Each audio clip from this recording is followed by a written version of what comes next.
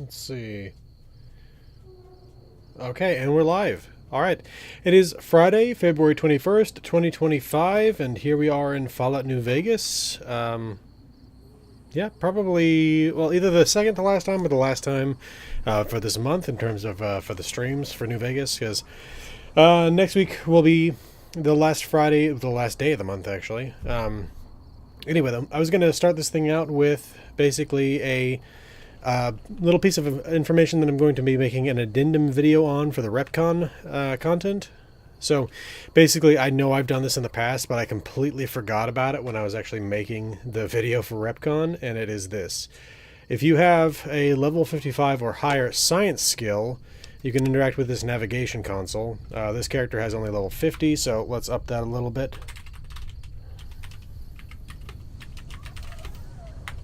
There we go. And now if I go in here, you can either crash the rockets or you can investigate the navigation data further and find that you can make them... Good to see you, Finger Sniffer. Welcome to the stream. Hope you've had a good week. You can increase the accuracy of their launch by 12.5%, which gives you increased karma. So the reason I discovered this was I was getting ready to basically film the last of the footage I needed for Boulder City. And so I needed a character that was basically just about to go talk to Manny over at the Dino Delight Motel in order to get the mission to move on to Boulder City, so that I could then show up, do the whole showdown in Boulder City. So again, I'm going to make a quick addendum video on that. Should be no more than a couple minutes long, just to make sure people are aware that that is a possible option. If you... Hey Haley, welcome to the stream. If you do the crash option, it's effectively no different than if you have basically put the bad fuel mixture into the rockets. They react exactly the same. So that's the evil karma version that still gets Novak happy because the ghouls are gone, but at the same time you are definitely killing off the Bright Brotherhood doing that. So, hey Goodman, welcome to the stream. And again, I don't think I told you last week, but after you left 2 weeks ago, I apologized because I realized that with a German there in the chat, I was basically bad-mouthing your country's entire energy policy. So, sorry about that. Okay, so let's see. Let's go ahead and... I can go ahead and just get this character ready to go up there anyway, and we can just talk in the process. So, upcoming stuff. Actually, I've got a couple announcements actually to make this time. So, we can just watch this real quick.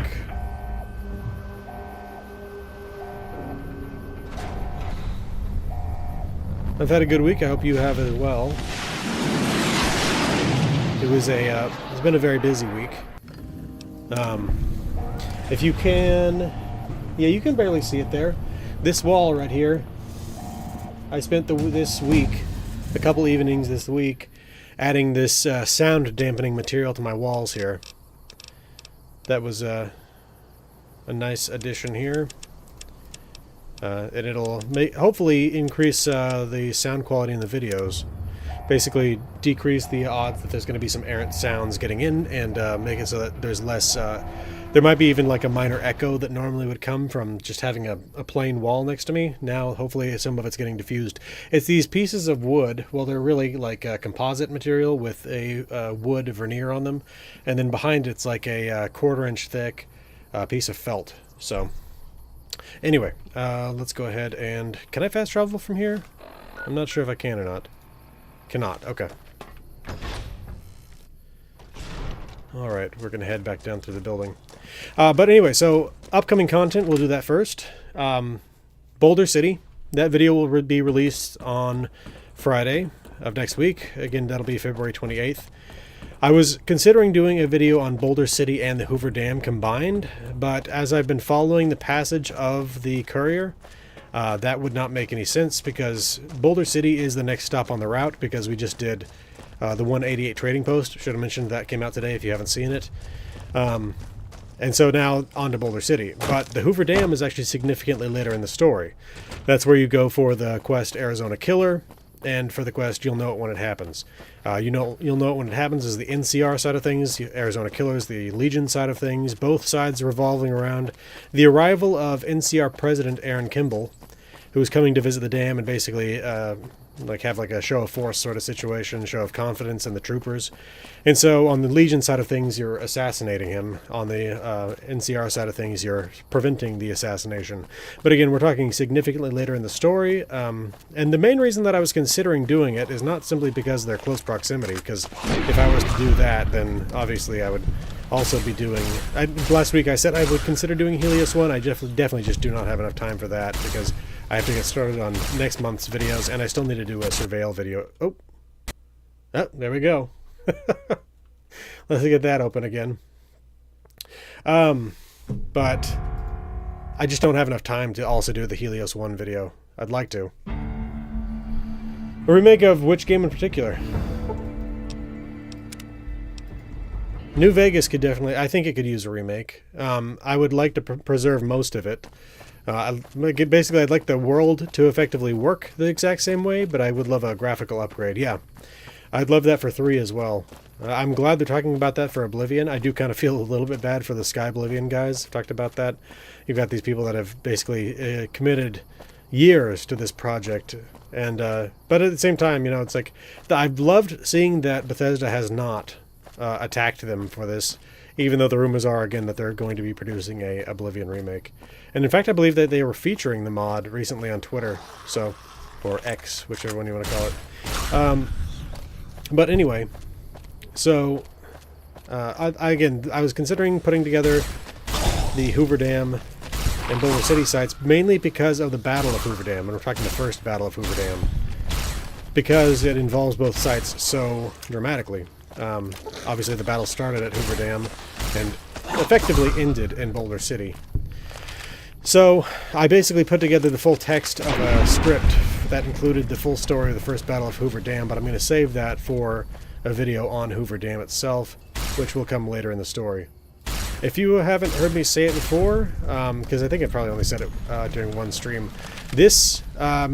the videos I'm doing right now that involve content that could involve any faction, I'm going to cover the NCR version of things first. I will cover the House version of things as well, the what's it called, wildcard version of things, and along with that I will do a Legion playthrough as well. And I'm not saying I'm going to recover all these cities, but with things like just the main quest lines where there's serious diversions, I will definitely cover them in multiple videos in order to properly give the Legion content that's due, you know. But anyway, where was I? Oh yeah, so I split the Hoover Dam, the first Battle of Hoover Dam, off. I took out a chunk of it that was specifically on Boulder City, and I got it ready for that video. But I left off the parts where like you visit with Joshua Graham during the Honest Hearts DLC and stuff like that. Yeah, well, and keep in mind that they actually did a fairly good job of modeling the Hoover Dam. It's obviously not perfect, but here, one second. Let me just turn this in real quick. Oh, that's Boone. Thought he was out on nights. Is it just we have to wait like an hour? There we go. You have any luck with the ghouls? No longer ghouls at REPCONN. Man, I'm looking for... Okay. Again, you've already seen this, obviously. Either if you've seen my videos or you've played the game yourself, you know that Benny's all the way up 93. So the main point here was simply for me to get this character ready to go for later, so I can then go ahead and film that footage. But where was I? Yeah, so again, they did a fairly good job doing the... got my dog down there scratching his ear. Hey there. That's a member of the Enclave right there, by the way. Or a former member of the Enclave, I guess. They did a fairly good job recreating the Hoover Dam. Obviously, it's not perfect, but it's not bad. The one thing I will say is that there's the big old... what's it called? The anti-aircraft gun? There actually were anti-aircraft guns on the Hoover Dam during World War II. I learned about that. Although they were removed after the end of the war. So, welcome to the stream, Super Nintendo Chalmers. Oh, I see you actually have it as Super Nintendo Chalmers. Sorry, I thought you were going with the with Ralph's quote there. Let's see. Nobody thought to build a tunnel system from there throughout the wasteland. That's a damn good question. There is actually one tunnel. There's probably more, but I found one tunnel that is the exactly uses the Metro tile set in Fallout New Vegas. It's up near Raoul's shack. It basically runs between there and Boomer's territory. Hey, Night Spearhead. I hope you've been doing well as well. I have not had any issues. I know a lot of people actually right now. Oh, that's not good. I do not have God mode turned on right now, and those grenades hurt. You like that? I probably should use some stim packs. I've got a lot of people in my area that have had the flu lately. Luckily, that has not hit me.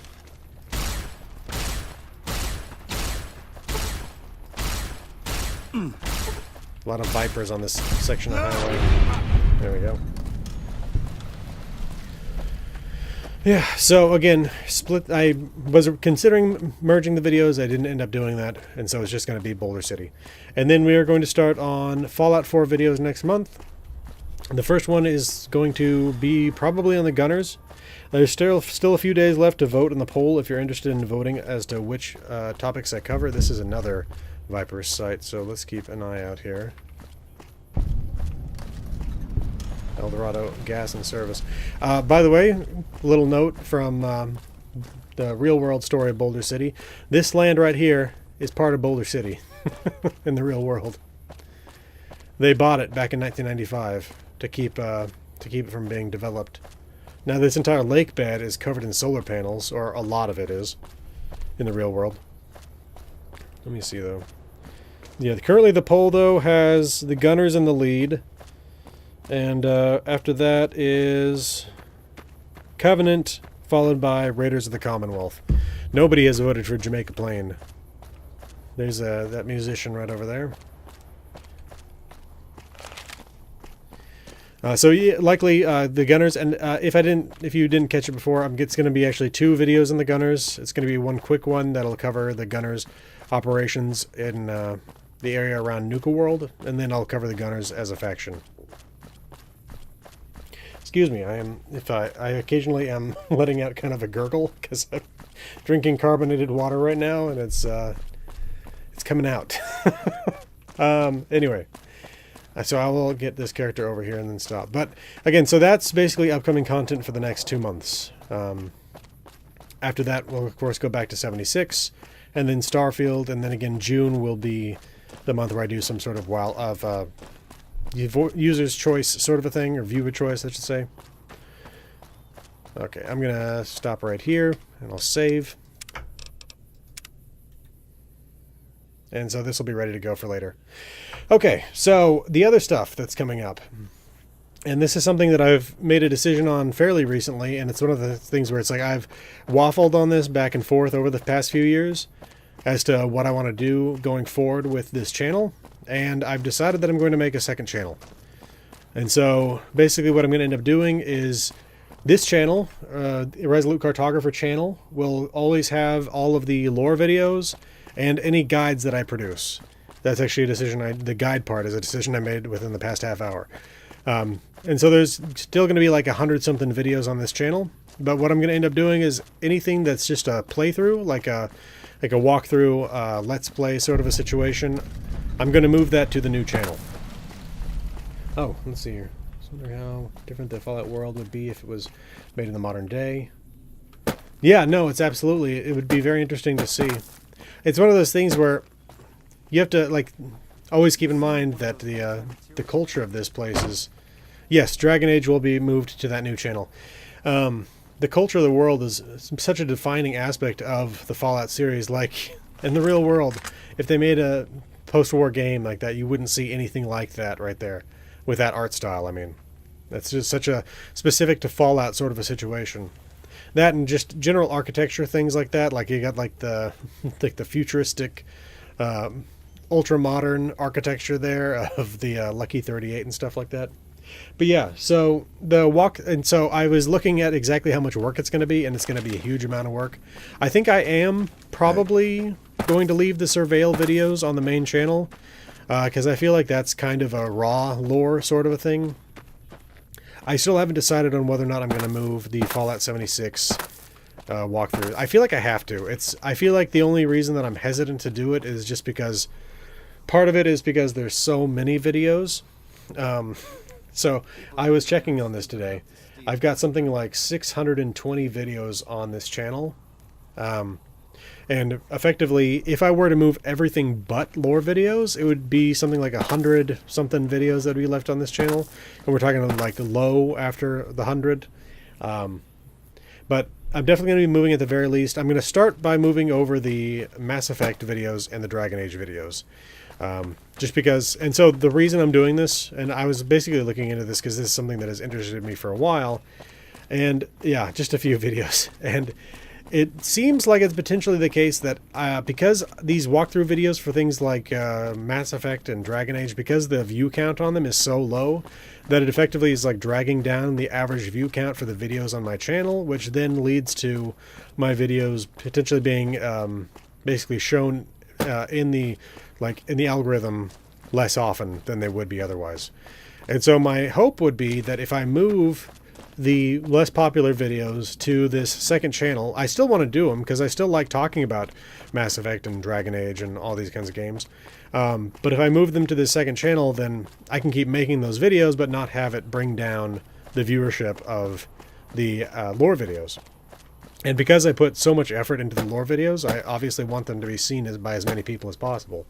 So I don't want to effectively hamstring myself by basically putting up what is effectively like vanity projects of the just the general walkthroughs. The one thing I want to say real quick about the railways is so crazy about this stuff. Thanks, y'all. I really appreciate that, Finger Sniffer, and thank you, Night Spearhead. The unfortunate, so okay, backing up, the railways. You walk around the actual railway system, and I have, because when I was making the video on the Powder Gangers specifically, I decided I'm going to follow this rail line. And I basically did this thing where I just had my, here, let me do this. I'll turn it off, the menus. 76 does have an end. I mean, it's one of those things where you can keep on playing, but the death of the Scorched Beast Queen is easily the end of the game, of the vanilla Fallout 76. Wastelanders obviously brings in Vault 79, and then along with that they introduced the content with the Brotherhood of Steel and the expeditions to the Pit and to Atlantic City, and then they added Skyline Valley, which has Vault 63 stuff, but it's definitely the case that vanilla has its own ending. But okay, so anyway, the train tracks. I followed them around the map for the purposes of making the Powder Gangers videos because I wanted to see how much of the train track is actually done. And I'd say that it's honestly probably close to 99% ready to be used. Now, obviously you got an issue up here with Deathclaws. But if we come down back this way, again, the train track up there is basically, there's no issue with it at all. You come down here and there are spots here and there where it's covered. But it does lead me to the question of, like, were they basically done actually building the railroad when the outbreak at the NCRCF took place? Because, again, there's not really that much that I see here that needs to be dynamited. Now, obviously some of the sleepers, the ties underneath the railroads, the railroad tracks could be replaced. But generally speaking, it's not in bad shape, especially not by to the point where you think they need to bring in a work crew of like 100 people to be blasting rock and stuff like that. But if you've seen my video on the Powder Gangers, I think it was specifically on that one. Basically, I did a video where I did this, and if you can hear that sound, I sped it up, and so I made it so the footage was moving faster, like it was a train moving down the track. And the funny thing is, the sound of footsteps on the track sped up actually sounds a little bit like a train, so it was kind of neat. Feels like it was more of a rebuilding the World Railroad. Yeah, no, I think that's true, but at the same time, you have to wonder why they would be needing that much dynamite. And you have to assume that there were probably landslides on top of the tracks and stuff like that, and so they'd have to be blasting some of that rock away, but they seem to have... I don't know, if they had enough explosives that the guys in the prison were able to get enough of it to blast their way out of the prison. Feels like they they would have to have enough that they wouldn't notice stuff go missing, is what I mean. Okay, let's talk about some of the sites around Boulder City, because I mentioned them in the upcoming video, but I kind of want to point out a few things that I noticed about them. First of all, this one is, I think, called Deserted Shack. Let me turn the map back on, or the menu back on. Yeah. Okay, so this is like one of the most decrepit sites I've found in Fallout 76, or not 76, sorry, Fallout New Vegas. And like it's literally just this half-ruined shack with an aerial above it.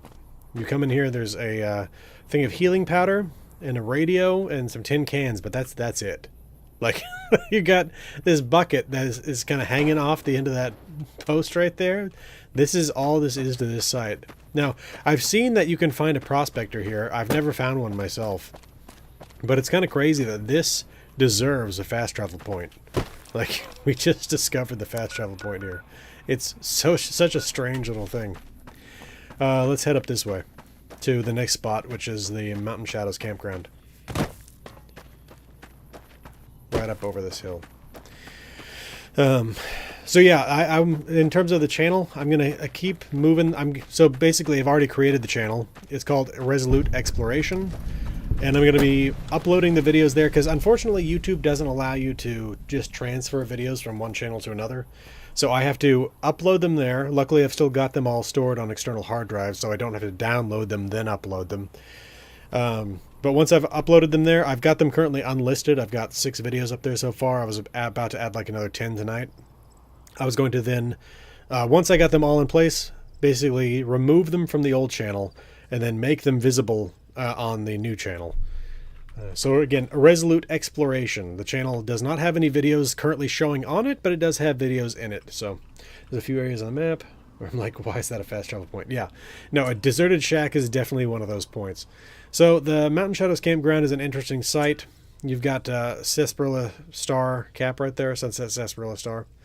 And then you've also got like these little sleeping pads. By the way, one of those little weird things you have from your like personal life.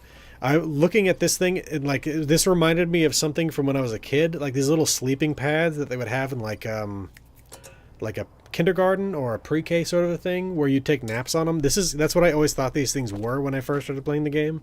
And then a couple of years ago I was looking at it, I was like, oh, it's a sheet of cardboard where the top layer is coming off and you can see the corrugated material beneath it. But seriously, for a long time I thought it was one of those things you find in like a preschool or something like that. Then yeah, okay, so you find skeletons here at this place. So it seems like this place was occupied on the day of the bombs. Oh, okay, another thing I wanted to mention. And I'll talk about it a little bit in the Boulder City video. So I've talked about this before, but I'm pretty sure that the map that we get to explore in the Fallout games is a facsimile of the real Fallout world. So effectively, we get to play the interesting parts, and the less interesting parts are left out, which is why it doesn't take us like an actual week to like walk from Charleston up to Flatwoods.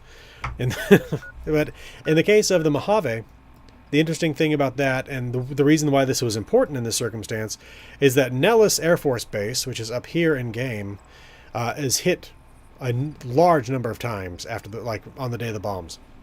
Now the wind from so I also checked the weather patterns in Nevada and in October, and basically in this part of Nevada around Boulder City, the wind flows from the north to the south, sometimes with some pretty strong gusts. Now it's true for both Boulder City and for Nellis Air Force Base in the real world.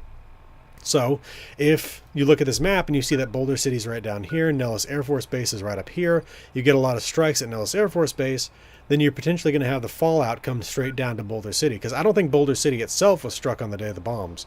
My reasoning for that is that there's literally a taboo about Nellis Air Force Base well after the bombs because it was struck so many times. And we know it was struck because the people there even talk about, oh no, the radiation's cleared, it's not an issue anymore. But again, there never was, at least nothing, it's never mentioned in the game that there was a taboo about Boulder City having been struck, so I don't think it ever was. It's heavily destroyed, so it's difficult to tell.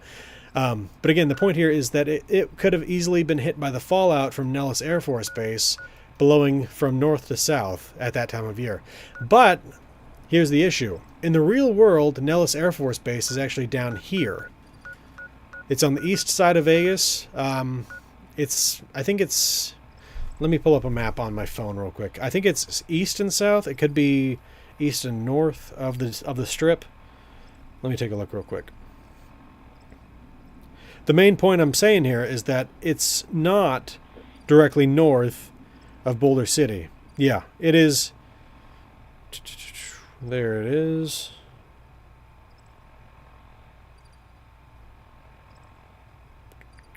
Yeah, it's east and north of the Las Vegas Strip. So again, it is still north and east of, this is the strip right here. So it is still north and east of that, but it's actually like here because the Las Vegas Valley is actually significantly larger in the real world. So it's actually northwest of Boulder City. So if anything, the fallout would be coming south from it down this way. So again, that's the main reason that the whole facsimile version of the world was important to me in this circumstance. It's the reason why, and I think that's basically the case in almost every game. The only game really where you find that it's not the case, that the game you're playing, the world you're playing in, is kind of a facsimile of the world, and like as it actually is something like Kingdom Come Deliverance and Kingdom Come Deliverance 2, where you're literally confined to like a couple little valleys in Bohemia in the Middle Ages. But like, for example, think about like World of Warcraft. For those of you who have played it, there's like 5 farms, if that, sustaining the entirety of the Alliance. Same thing with a Horde. And most of them are overrun with monsters and stuff. It's the kind of thing where it literally wouldn't make any sense. But at the same time, you would hate to actually have it be that this world was actually the same size as the real world. Because the amount of time it would take to actually get from Goodsprings to Vegas, like, you'd be walking all day. Because it's not like even that Goodsprings and Vegas are that far apart. But at the same time, it is still a long walk through the desert. But anyway, these locations, by the way, the ones in the Mojave, this area is definitely, well, I have to check on that to be sure, but because I'm kind of just speaking from the hip here a little bit. But the distances between the cities in Appalachia are like hundreds of miles apart sometimes. And whereas in this case, we're talking like 20 miles apart, something like that. But again, it's such a short walk in the game.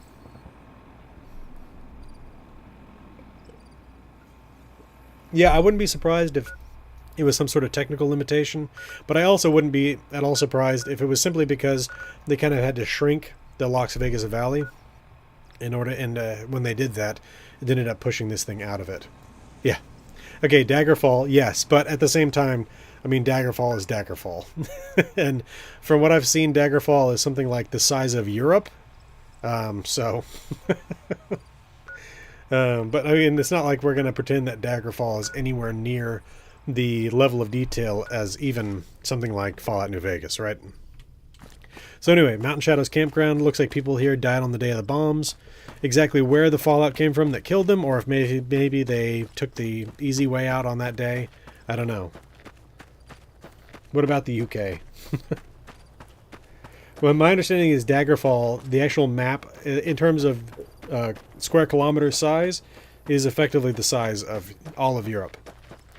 I mean, at least the full peninsula of Europe, coming off of Asia.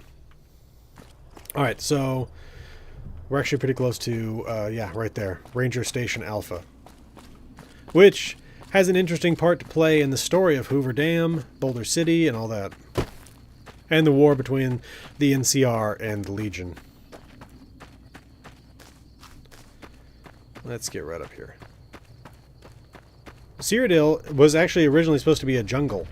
And I honestly don't... I'm not one of those people that has a problem that they changed that, because they still have jungles. I do not have a problem with the like high fantasy setting of Oblivion, but anyway. So let's see if we can talk to, yes, Ranger Lindholm. This is a military outpost. Or Lindholm, I think actually one of them pronounces it. What do you do here? Ranger Station Alpha used to be the frontline outpost for NCR. When we moved on to the dam, this station has fallen into more a support role. There you go. That was the important thing right there. So long. Did the math, F&V map was sized, IRL, it takes 6.7 hours to walk to New Vegas. Are we talking about on the, just going from Goodsprings and actually following I-15? Because I could believe that, but if we're talking about doing the full loop here, I think it would take significantly longer than that. Valenwood, yeah. Is it Valenwood that's, I thought Valenwood was more of a... Like, I'm imagining... When I think about Valenwood, I think about, like, sequoias, like, trees like that. Right, but I mean, when you're talking about the route that they were taking, that's my question there. By the way, I don't know what to put. 803, welcome to the stream. Hope you've had a good week.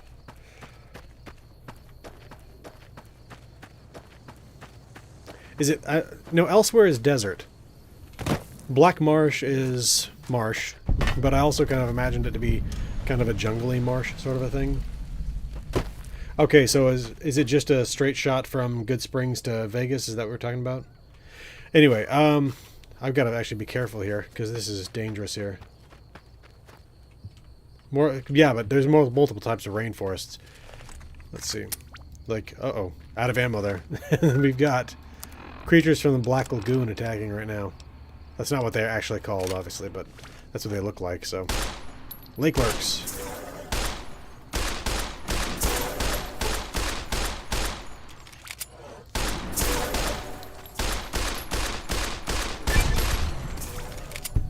Probably the fast, yeah. Oh! Dead! And I was wearing my Road Warrior outfit, too. I'll just go ahead and God mode it up so we can check these places out still. Because Lake Lurks are pretty damn dangerous, and I definitely am not the right level to take them on properly, so...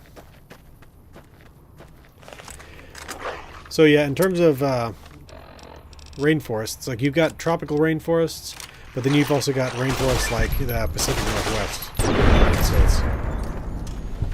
Yeah, Lake Lurks I've never understood exactly, but I mean, I do appreciate that they kind of have a different name than the Mirelurks in Fallout 3, because in Fallout 3 it's like you got Mirelurks, and then you got Mirelurk Hunters, and then you go up to Mirelurk Kings, and it's like, wait, why did we go from looking like a Maryland blue crab that's been mutated to a creature from the Black Lagoon?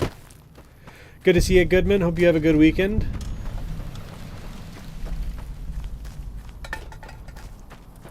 Actually, you know what? Just turned off AI detection. So... Wait, can they still see me for now? Yeah, apparently if they were already in combat with me. But again, I got God mode turned on, so it's not an issue. They definitely look like horror creatures. They kind of remind me a little bit of... I don't know how many of y'all are fans of the X-Files, but there's the episode where they get that creature that was clinging to the ship that did cleanup on Chernobyl. And then it ends up... I'm just picking random stuff. It ends up showing up in Baltimore, I believe. And then it's this thing that never was a man. But it was like some form of a fluke or something like that that has taken on humanoid form. The reason we're swimming out into the lake is to get to this out here.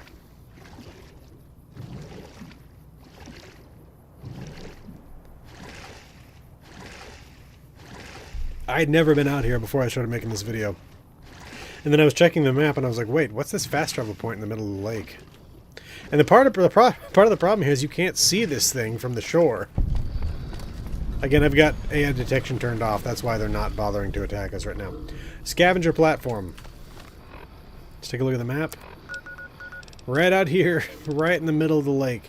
I've probably seen this before on that mission to go do the... to go get the Lady of the Lake or whatever, but yeah. I'm confused because the tunnelers aren't derived from humans. Yeah, no, I don't know. In the PS3 version you can... Okay, that's funny because, again, I'm playing on PC, so I should have, like, the best possible option. Do I maybe have one setting turned down? Let's see. Maybe that? I don't know. I don't know if that makes a difference there. Specularity fade.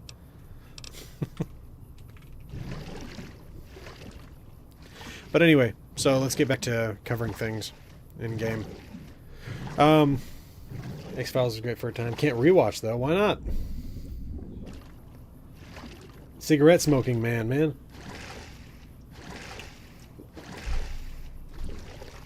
course, that guy never was actually smoking cigarettes, from my understanding. Clove cigarettes, I believe. Now, I'm not sure if that's still there because I turned up that setting, or if it's still there because it was loaded into the game because I went over to it. Regardless. Okay, so this right up here, Boulder Beach Campground, is a real location. Now, in the real world, it's I don't believe it's actually this close to the water, and that's because I think the lake is still down. It's not as low as it was a couple years ago, but Lake Mead is significantly down from its peak point still. Just to imply that the PS3 edition code is different for players to see the specific location for the shore. Yeah, maybe. Again, look, it's gone. And it's weird because you'd assume that they would have some sort of far texture for it. Because, I mean, you can see Fortification Hill up there. You can see Colville Bay up there. You can see Camp Golf up there. But there's nothing for that right out there. All right, so that's this. Let's see.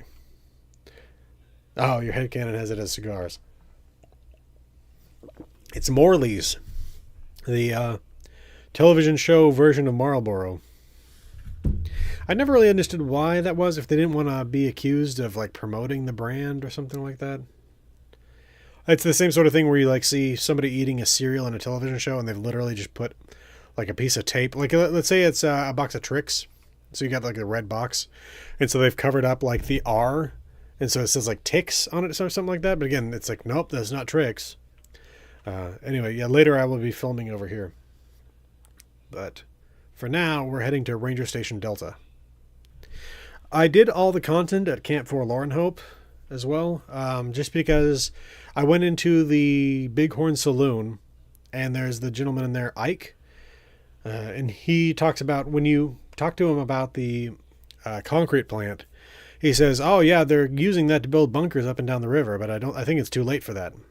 So, first of all, I don't know where they're using this concrete because I don't see it at any of these sites.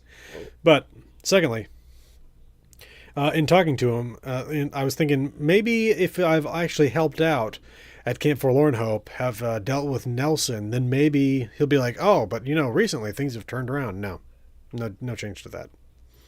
So, excuse me, sorry. The interesting thing here about Ranger Station Delta...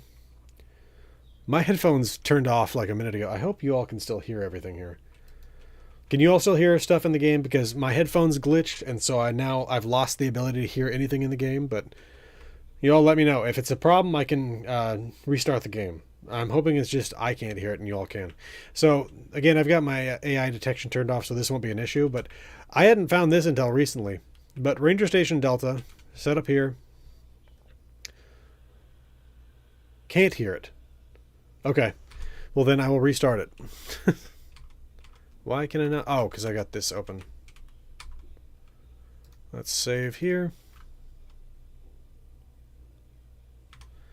Yeah, I occasionally have... Yeah, probably no free advertising, and they don't want to be sued. Yeah, that makes sense.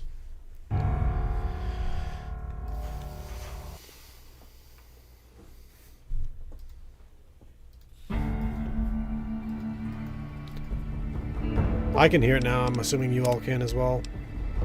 Actually, let me see. Again, can you all hear it?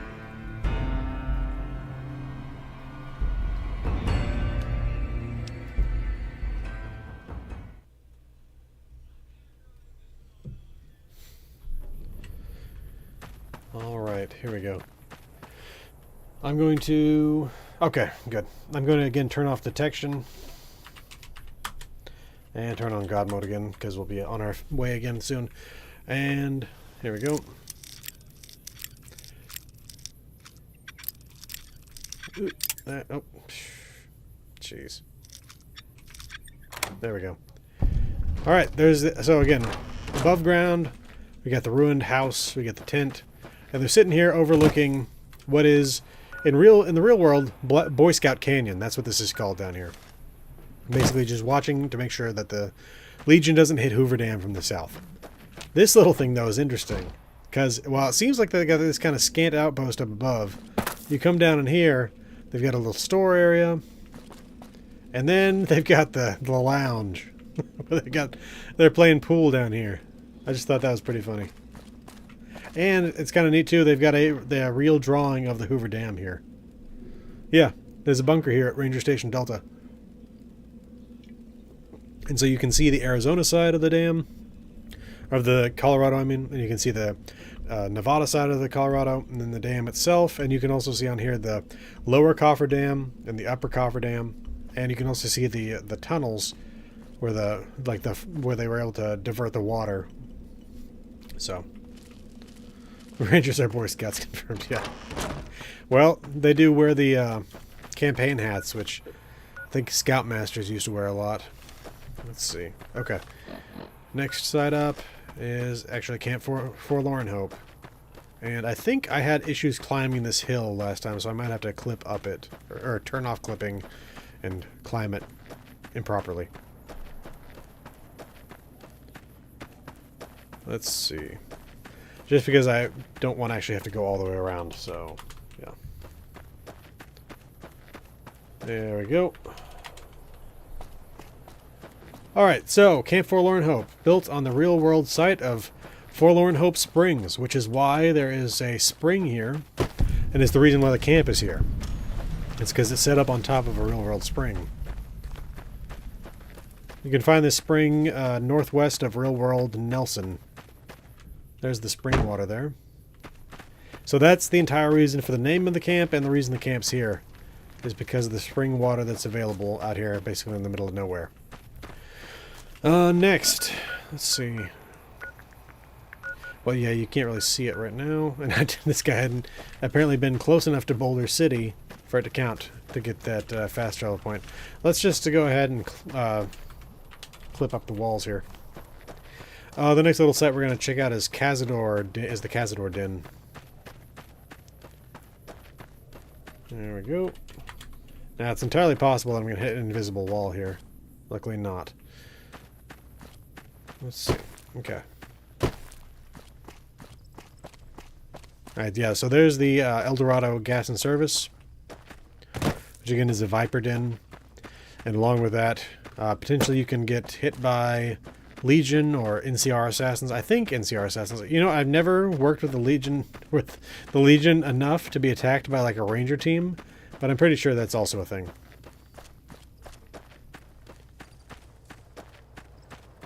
Alright. Yep.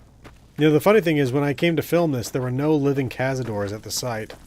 And I think that's because I had done... Oh, the Cazadors are, I think, everybody's most hated enemy.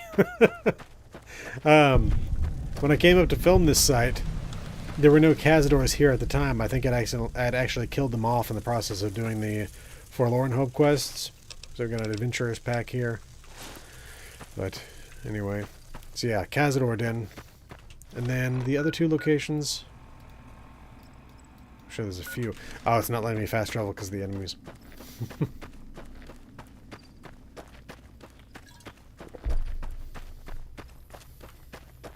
We talked about the fate of the real world, Helios 1, last week. It's being shut down next year.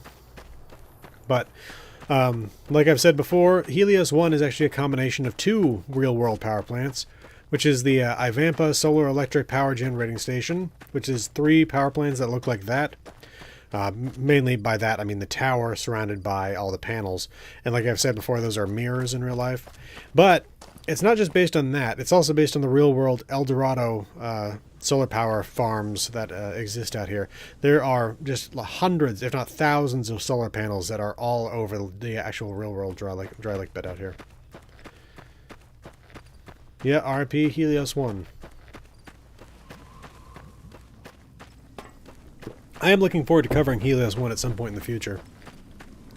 Again, I would have liked to do it this month. It's just if I'm also going to get a head start on next month's videos, and if I'm going to get that Surveil video out that I promised that I would, I've got to actually get working on other things other than just Fallout New Vegas lore.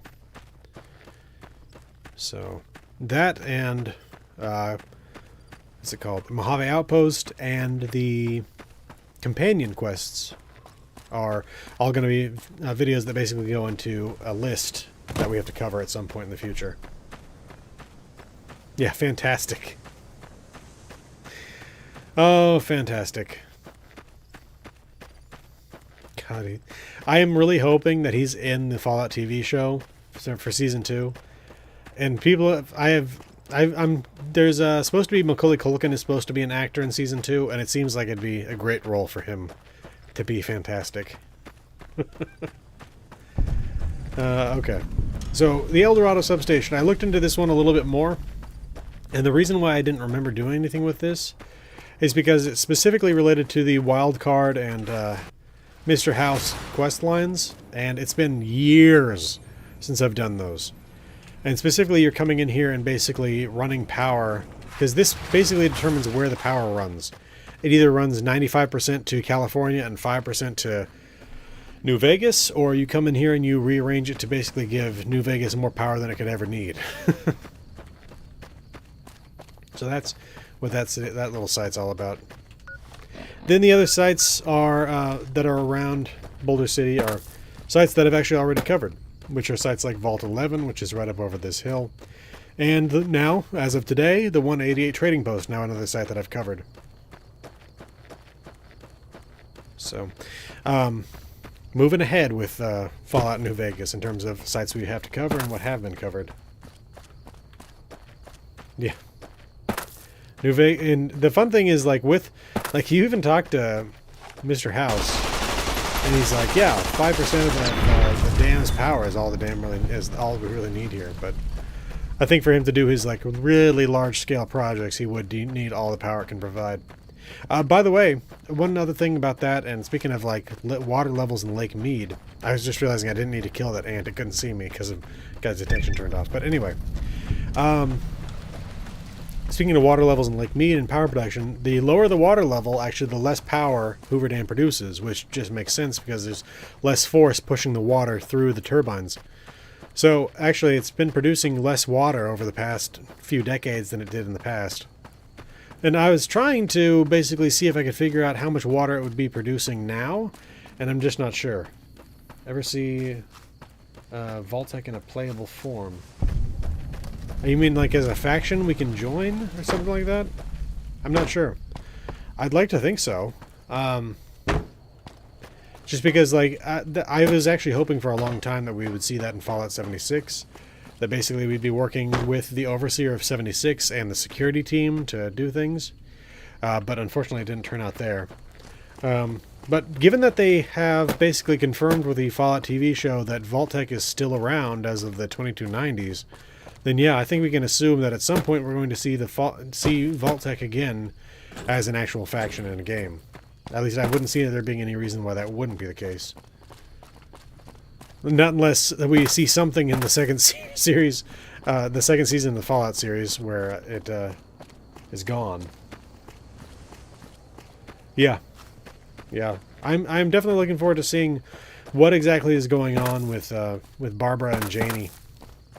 Seeing exactly how Janie got to be with Barbara, because again, if you don't remember the very first scene of the show, Janie is with Cooper on the day of the bombs, basically running from the bombs. So there has to have been a situation there where basically he got her to a safe point beforehand, or maybe they even came to pick her up somewhere. I don't know.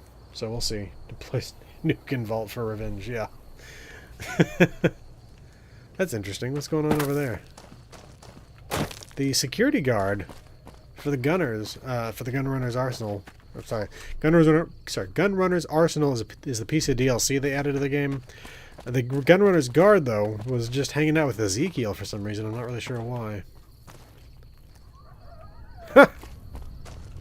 I didn't realize he would do that. The NCR trooper is sleeping down here with the Gunrunners. I also love that they have a single trooper watching over the site. But again, the trooper has a tent here. At least I would assume this is his tent. Of course, Arms Merchant is sleeping in here as well.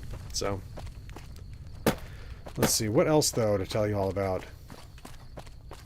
I'm going to keep on making more of the Dragon Age videos, but again, now that I've got the new channel, I could actually pretty easily move all those videos over to that new channel immediately and have those be like the first things to launch there. I will make sure to, when I have videos actually live on the other channel, I'll make sure that there's a link to that channel within the main channel, so you can see where everything's going to be there. And again, I'm still figuring out what exactly I'm going to do when it comes to surveil videos and the Fallout 76 playthrough stuff, because it's one of those things where it's like I was considering having the main channel only be lore videos, but I think I can do that with lore videos and guides. And so I will have on that the nuclear launch video, basically how to decode the launch codes, and then along with that I can still put, I actually will announce this now. I'm going to remake my videos on the TNT domes, because I will definitely post a new channel, a new video on that. Yeah, no, I'm definitely going to put up a video about that. And along with that, what I'm probably going to end up doing, and I still need to figure out exactly how this is going to work. I probably will do it to where I will download I will still keep streaming on this channel, but I'll probably download the replay of it and upload it to that channel. Because it's one of those things where, again, I'm trying to improve the average view count on the main channel. And, well, it's like, I love hanging out with y'all. These streams still do only have, like, at most, something like 120 views usually. So what I'll end up doing is I'll probably, again, put their replays up on that channel. So, let's see. The Institute should have replaced the, should have been replaced with Vault-Tec. I don't know. I like that we got a new faction there. And I think one of the big complaints people have one of the complaints people have with Bethesda is that they have too much of a reliance on things like the Brotherhood of Steel, which, like, I don't honestly agree with that to an extent. Like, so I get that they want more factions, but at the same time, the Brotherhood of Steel to me is such an iconic part of the Fallout world that it would kind of feel weird to have a game without the Brotherhood of Steel playing at least some role in it. I don't know. I think eventually, once you get significantly past the bombs, there's going to have to be some change that happens with the Brotherhood of Steel. Unless they're going to basically turn it into, it's just perpetually the wasteland forever. So, if they made it so that basically every time civilization rose up high enough, it was just destroyed again, which they kind of seem to be leaning towards with the Fallout TV series. The Brotherhood of Steel will... If the civilization continues to advance, eventually the Brotherhood of Steel would kind of lose its purpose. No, yeah. I mean, that's the thing, is like, the Brotherhood of Steel is a fairly unique faction when it comes to the fantasy, to like the sci-fi fantasy settings. Which I would say Fallout probably leans harder into sci-fi than fantasy, but there is still a fantasy element to it. And so, yeah, I would say that while I agree that Vault-Tec could have performed the function of the Institute, I do like that the Institute does exist to basically show that there are other evil, highly advanced technological organizations out there. It's one of those things where I don't know how many of you all are fans of the Warhammer 40k franchise, but it's one of those things where it's like, if you love Warhammer 40k, then you love Erebus, which has to be said to be true. Which, if you're not aware, Erebus is a like massive betrayer and the reason that everything goes wrong in the Warhammer universe. But again, you wouldn't have Warhammer 40,000 if Erebus hadn't screwed everything up in Warhammer 30,000. So, but yeah, so that covers moving stuff to that other channel.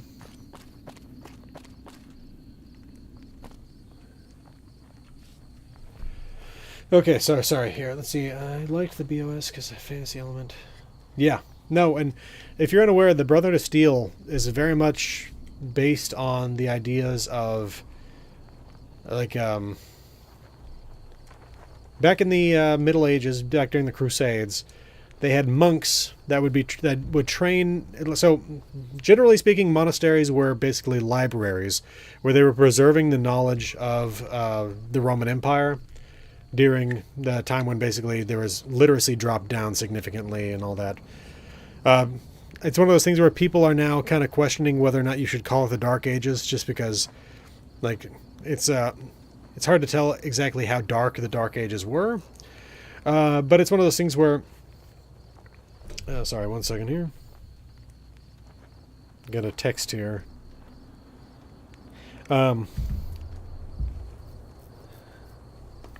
But But yeah, so there were monks used to basically run monasteries where they would actually they'd copy books by hand, and they would brew beer and they would pray to God, and that was basically their entire day. Like they would just do that constantly, all day, every day.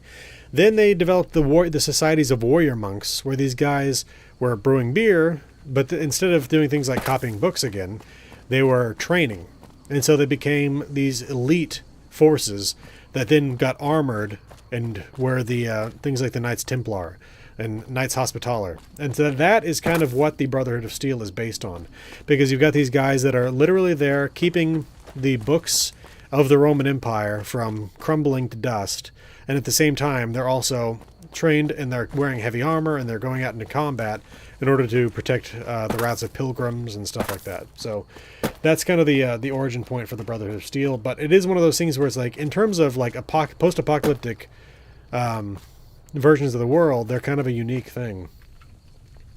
Yeah, Teutonic Knights. Then we see Quintus from the TV show seems to be setting up the Brotherhood of Steel for a civil war. Absolutely, that seems to be the case. Because he definitely does not agree with the leadership of the other elders. So that's something that I don't understand from the TV show, is they seem to be altering fairly significantly the structure of the Brotherhood of Steel. Which, if you're unaware, basically there are effectively two halves of the Brotherhood of Steel. So you have the Knights and Paladins on one side, and you have the Scribes on the other, and eventually you get Elders. And it seems that for the most part, Elders were originally Paladins, but at the same time there are occasionally Elders that were not Paladins. For example, what's his name? Elder Elijah, who becomes Father Elijah, the former member of the Brotherhood of Steel, who goes to Big Mountain and goes to the Sierra Madre Casino. He was an elder, but seems to have not been a paladin. But again, so this was the structure of the Brotherhood of Steel until we get to the Fallout TV show. And now it's Knights and Paladins and Clerics. And you get to elder clerics now. And so I think that what we're looking at here, and I talked about this a little bit in my review of the show, is that it looks like Arthur Maxon is remaking the Brotherhood of Steel from being, again, like the warrior monk society that it was under his ancestor, Roger Maxon. He's turning it into basically like an Arthurian legend sort of a thing. Which, again, the whole thing there where you've got Arthur Maxon, who's rising to be the head of the Brotherhood, is now turning the elders and the scribes into clerics. And along with that, he's flying around on his ship, the Prydwen, which is the name of King Arthur's ship in a Welsh legend. So it seems that he's turning himself into King Arthur of this group. Because if you also noticed, the underlings in the Brotherhood of Steel were calling the knights Lord. Now, that was not something that existed in the past, at least not in any way that I've noticed. That's something that you see in the Warhammer 40,000 universe. They call the Space Marines, the Adeptus Astartes, they call them Lord. And that's because within the Warhammer 40,000 universe, they're existing within the Imperium, and it's definitely a feudal society. And so you've got higher and lower, basically, rungs of the ladder there. And when you're below people, you call the person above you Lord. But that is not something that we've seen in the Brotherhood of Steel up till now. At least not something that I've noticed. Now, maybe I've missed it, but I'm pretty sure that that's something new with Arthur Maxon rising to the rank of Elder, and seemingly, because the Prydwen still exists, having conquered the Commonwealth, or at the very least, coming to some sort of arrangement where they hold it along with the Minutemen and potentially the Railroad as well. Although I would have to think that the the Brotherhood of Steel under Maxon and the Railroad would not get along very well. Let's see here. Okay. His official rank is Elder Cleric. Yeah. Maybe. And then, like Quintus's group is a splinter group, like in Virginia. But see, they're not a splinter group, at least initially. Initially, they were receiving the Prydwen, and there was no word there of it being like we're bringing you back in line, Quintus, or something like that. It was kind of just like, we've got a new order now from the Prydwen here. So I think likely they're going to effectively make it. That's the other thing too. There are definitely significantly more religious undertones to the. I don't even think undertone is the right term. They're swinging incense, which again, if you're a fan of Warhammer 40,000, is a thing that happens a lot there, both with the Adeptus Astartes and with the Adeptus Mechanicus. Like when they're praying to the machine spirit, when their machines aren't working, and they're literally standing there around their computers swinging censers in order to get the machine god to show benevolence and make their equipment work again. But now you've got them where they're getting ready to go out on their mission. You've got Maximus standing there next to Titus, and there are clerics there swinging incense, and that was not something that you saw in the past. Like, there has been some strange changes recently. So I wouldn't say that the West Coast chapter is Catholic, because I don't think we see any other... Like these symbology they have up is still Brotherhood of Steel related, but it seems to be some sort of... I don't know what the right term for it would be. There's some sort of...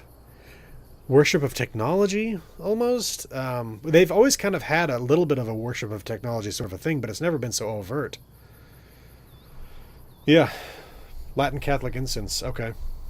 Well, because I know that, like, even non-Catholic, there are some non-Catholic denominations, sects within Christianity that also burn incense.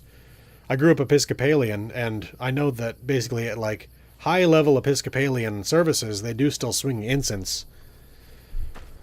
Let's see. It's not what he signed up for. Well, and it could be the case that he's lamenting having to go out there to find a toaster oven.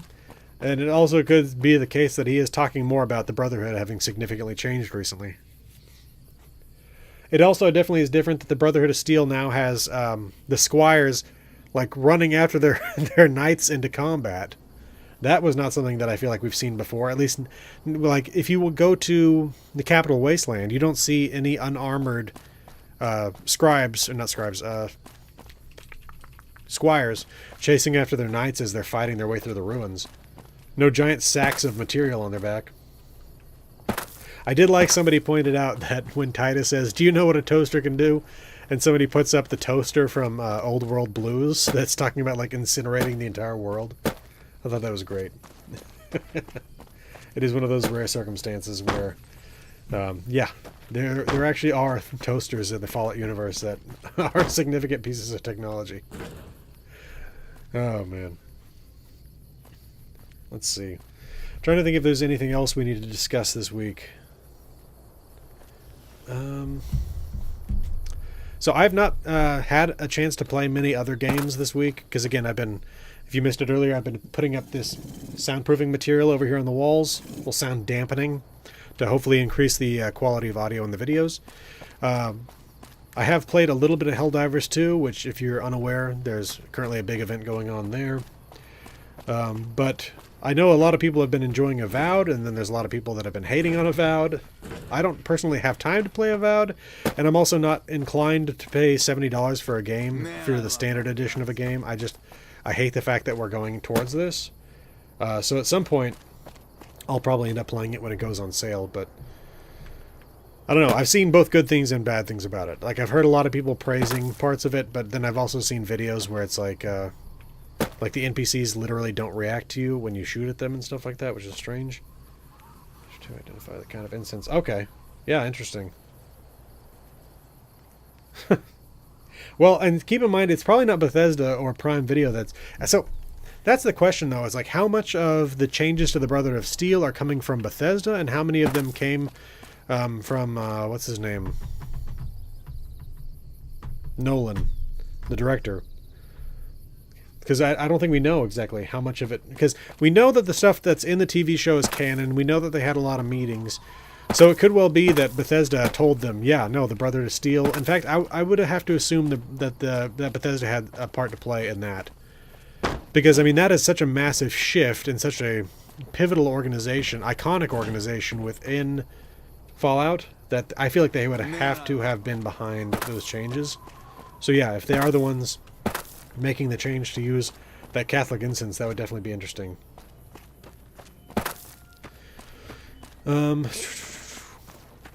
Let me think, though. I'm trying to think if there's anything else I wanted to tell you all about this week. Yeah, by the way, the conversation I've seen online about Avowed, it's like, I don't know why it is that every game now has people that are so militantly for and so militantly against it. It's crazy. And like, I've seen this now with so many games over the past few years, and it's just nuts. No, yeah, that is definitely true. The amount of detail that... So, they were comparing it to Skyrim, which I keep seeing people say don't compare it to Skyrim, but it's hard to not compare it to Skyrim because they're both fantasy games set in an open world setting. And again, because it's Obsidian, and we're literally in an Obsidian Fallout game right here, which is, again, you would obviously compare Fallout New Vegas to Fallout 3, right? So it's one of those things where it's like, because there's been this past cooperation between Bethesda and Obsidian, there's going to be direct comparisons made between Avowed and Skyrim. And yeah, tribalism is the right word for it, and it is absolutely nuts. But there's definitely so much more detail in Skyrim in terms of basically, like, all the comparison points that I saw. It's not even close. But again, I'm not going to judge it specifically solely off that. I'd like to see more about it. It's the whole thing, too, where, like, a lot of people say Veilguard is just terrible, and from a lot of the things I've seen, specifically with dialogue, it's just been awful. But at the same time, I've loved Dragon Age Origins and Dragon Age Inquisition. I didn't really like Dragon Age 2 when I first played through it. But again, that's part of the reason why I'm doing this series where I'm playing through the Dragon Age games, because I'd like to see... is it as bad as people say as it is, or are people overblowing it? So let's see. Brotherhood of Steel using a new color palette. Yeah, no, that's true. Because you look at the flags of the Brotherhood of Steel color prior to this, and at least in like Fallout 76 and in Fallout 4, they're orange. Let's see, where is Hidden Valley here? I haven't been there with this character. Let's go to the NCRCF. We're going to break into a bunker.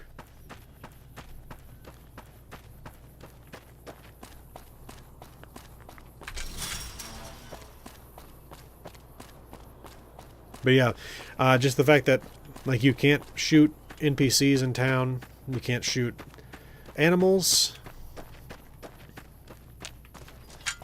And so I've seen a lot of people complain that, like, oh, you can't pick the arrows up off the ground. It's like, okay, that's honestly not anywhere near a concern for me, because when it comes right down to it, like, that's a completely different choice in terms of how that stuff is working in the game. Like, because again, it's infinite arrows. If it was something where it was actually, at least that's the way I've seen it, and I could be assuming incorrectly here that you do have infinite arrows in Avowed, which, like, if that's the case, then yeah, it makes sense you wouldn't be able to pick them up. There'd be no reason to pick them up. Oh yeah, Starfield is a perfect example of that. I think that a lot of people hate that game without ever having played it, and at the same time, I do also see, like, so it's one of the things, I love Starfield because it scratches a lot of itches for me in, like, just the right way. But at the same time, there are definitely issues with Starfield. Like, and I was talking about this earlier today. They really pulled the Radiant AI system from Starfield. Like, you can see the Radiant AI system in Fallout New Vegas, for example, where, for example, in the 188 trading post, the Kurzar and Michelle and Samuel, the father-daughter team there, they actually have hours. And so Samuel runs the bar during the day, or sorry, at night. Michelle does it during the day. And so it's one of those things where it's like, that doesn't seem to be a thing in Starfield. And I don't know why they cut it. I just need to unlock this door, actually. Let's see. Yeah. We're going to take a look in here. I don't know why they cut that from Starfield. But again, the stuff I love about Starfield, I love so much that I'm willing to overlook things like that. How the hell did you get in here?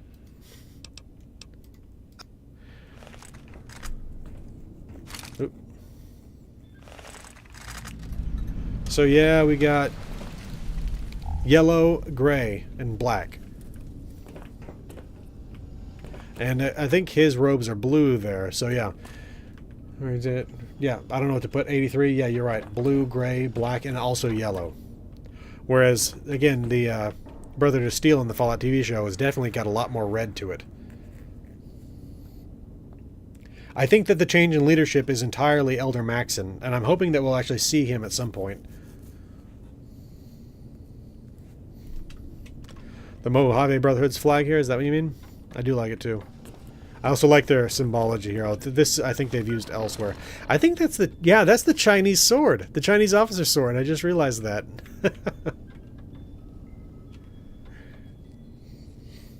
Yeah, I think that's true. Let me, actually, I can pull that up real quick. Let's see. Oops. Don't you love it when you're trying to click on something and then like an email notification pops up and then it assumes that you were trying to click on the notification? Let's see. Battle for the Griffith Observatory. I can just real quick... Oh, they're bringing up the Rocketeer. Sorry, I'll just real quick here zoom forward to that scene where they're charging. Oh yeah, that flag, where it's got the red and white stripes and the basically this symbol right here. Not there. Sorry, I thought that I was looking at the right thing. This right here, pretty much. Let's see. What faction is this character setting in? Oh, sorry, I didn't even notice that's a new person there.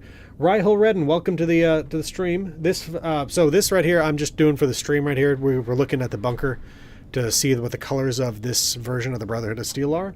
But the main run that I'm doing for Fallout New Vegas right now, in terms of the lore videos that I'm making, I'm currently doing an NCR run, but I will also be covering all the other factions.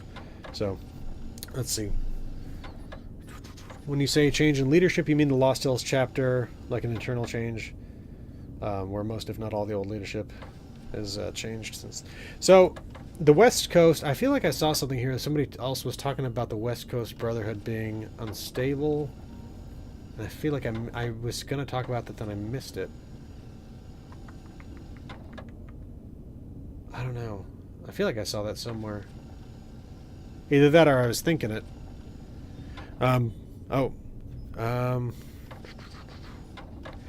We got to close things out here in the next few minutes. I'm realizing how late it is.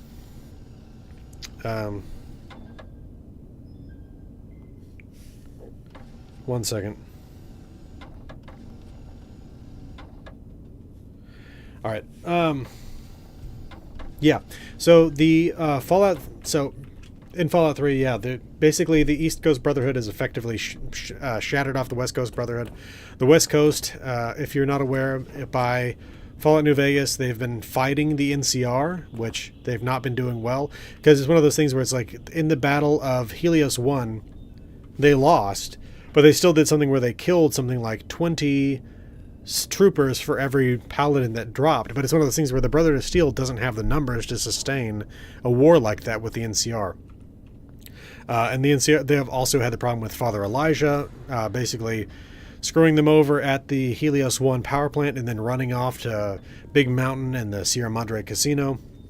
So they've really been roiling, which is one of the reasons that I was surprised that the Brotherhood of Steel played such a big role in the TV show, because again, the West Coast has been like in such tatters that it was surprising to see them have as strong a presence as they had, which makes me think that either there's been a significant rebuilding period since the 2080s, and at the same time, you've also got the strong Brotherhood on the East Coast, which, again, seems to have come west. Sorry, one second there. Okay, so I think we're going to end up closing things out here. Again, things to look forward to in the future. Sorry, one second. Okay, I was just checking to make sure I'd read all these here. But yeah, okay, so on, again, Friday, expect the video on Boulder City. And then on in next month, start to expect the videos on Fallout 4. And again, I'm going to start moving out over all the videos from, at the very least, Mass Effect and Dragon Age to this new channel Irresolute Exploration, and I will put a link to that chapter, to that channel, within the main channel. Mojave chapter went back west after this. And there's still so much that we need to know about Shady Sands going forward and the nuking that took place there. One last thing to say about that before I close things out is that you have to note that when they're talking about, when Lucy asks Maximus about what has happened in the past 200 years, he says, "What are you talking about? The bombs fell when I was a kid." He says bombs. So it's a question of, was it just Shady Sands that was nuked? Or was it other sites that within the NCR that was nuked as well?